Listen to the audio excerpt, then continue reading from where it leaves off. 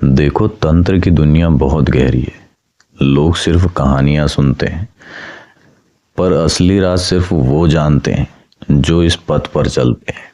अघोरी बनना आसान नहीं, और औघड़ बनना तो और भी मुश्किल है, और भी ऊपर लेवल की बात है।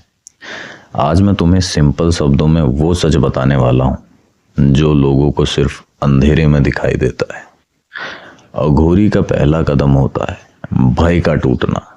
शमशान, शव, अंधेरा, तंत्र, ये सब नॉर्मल आदमी को एकदम हिला कर रख देता है, पर अघोरी के लिए ये सब प्रकृति का एक हिस्सा होता है। वो जीवन और मृत्यु के भेद को समझने के लिए अपने मन का सबसे बड़ा डर तोड़ता है।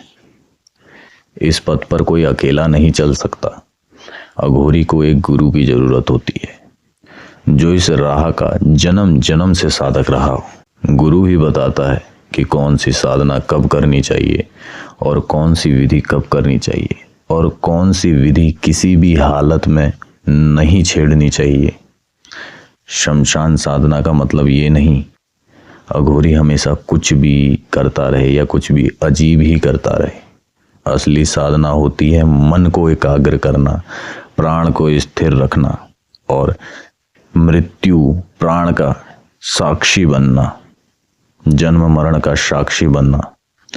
शमशान एक ऐसी जगह होती है जहां जीवन का सबसे बड़ा सच सामने दिखाई देता है। लोग इसको गलत तरीके से समझते हैं। शव साधना का मतलब ये नहीं कि अघोरी कुछ अलग कर रहा हो, या कुछ काला जादू कर रहा हो, या तंत्र कर रहा हो।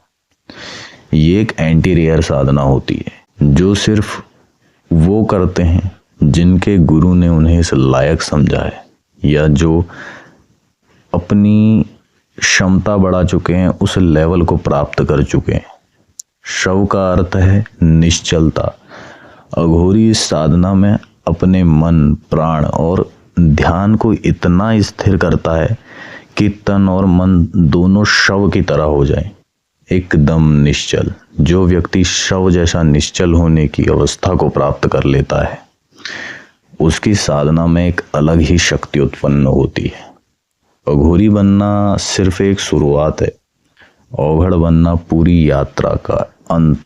एक ऐसी ऊंचाई है जिसे कोई समझ भी नहीं सकता, माने तो स्वयं महादेव। औघड़ वो होता है जो मृत्यु को समझ चुका हो, भय से परे हो, मन, प्राण और शक्ति पर पूरा नियंत्रण पा चुका हो, सबको एक ही रूप में समझता हो, शिव के रूप में देखता हो सब।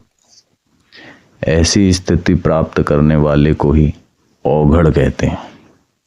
औघड़ ना शमशान से डरता है, ना लोगों के कुछ कहने से डरता है, ना इस दुनिया के झमेले में फंसता है। वो ना सुख का मोह रखता है, ना दुख का। उसकी पूरी आत्मा एक ही बिंदु पर टिक जाती है। शिव ही सत्य है, बाकी सब मोह माया है। सब इस माया के अंग है। माया में ही शिव है, शिव में ही माया है। समझे? हर कोई नहीं समझ सकता इस लाइन। अघोरी हो या औघड़, इस पथ का असली तत्व है अपने मन को जीतना। तंत्र कभी अंधकार नहीं देता, या तंत्र से सिर्फ जीवन बर्बाद ही नहीं होता। ये तो सिर्फ एक क्योंकि आजकल तंत्र को बुरे कामों में ही यूज किया जाता है, तो इस वजह से वो खराब हो चुका है। पर तंत्र कभी अंधकार नहीं देता। अंधकार तो तब होता है जब मन अनियंत्रित हो जाता है, क्योंकि जिनका अपने मन पर काबू नहीं है वो ही इनका गलत उपयोग करते हैं, वो ही इन चीजों का गलत उपयोग करते हैं। जय माता दी, जय श्री काल भैरव, जय श्री शमशान भैरव, हर हर महादेव, अलख निरंजन।